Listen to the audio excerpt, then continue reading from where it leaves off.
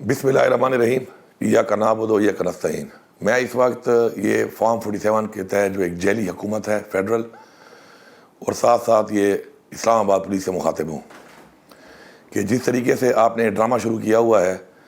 اور آئے دن آپ یہ ڈرامے مزید کرتے جا رہے ہیں، یہ آپ کو بند کرنے پڑیں گے۔ میں آپ کو تنبیہ کر رہا ہوں اور بار بار تنبیہ کر رہا ہوں اس بات کی کہ آپ نے جو یہ ایک رواج شروع کر دیا ہے اس ملک کے اندر لا قانونیت کا، تو اگر آپ یہ سمجھتے ہیں کہ آپ اباؤ دلائیں ہیں تو ایسا نہیں ہے۔ ہم یہاں پہ ایک حکومت ہے، ہماری یہاں پہ ایک صوبائی حکومت ہے،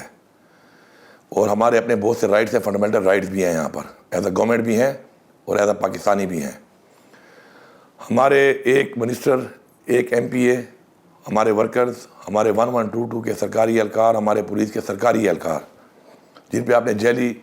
پرچے کاٹ کے گرفتار کیا تھا، ان کی آج سنجانی کے کیس میں جج نے آج ضمانت کر لی۔ اس کے بعد جو آپ کا وتیرہ ہے ہمیشہ سے جو آپ نے اختیار کیا ہوا ہے، آپ لوگوں نے ان کو سیٹریٹ کے ایک FIR میں وہاں سے دوبارہ گرفتار کر لیا،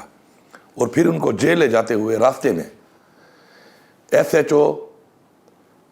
یہ جو ترنول کا SHO ہے، اس نے اپنے ہاتھ سے شیشے توڑے اور ایک ڈرامہ رچا کر کہ جی کوئی حملہ ہو گیا ہے، کسی نے حملہ کر دیا ہے، اور پھر تالے کھول کے ان سب کو 3 پرزنر وین سے نیچے اتار کے کھڑا کر دیا، اور ایک ڈرامہ رچایا ہوا ہے کہ جی وہ فرار ہو رہے ہیں۔ میرے پاس ویڈیوز بھی ہیں، ثبوت بھی ہیں، یہ سرکاری اہلکار ہیں، اس کے علاوہ میرے پارلیمنٹیرینز ہیں، میرے ورکرز ہیں۔ میں آپ کو بتا رہا ہوں کہ اس طرح کے ڈرامے نہ کریں آپ۔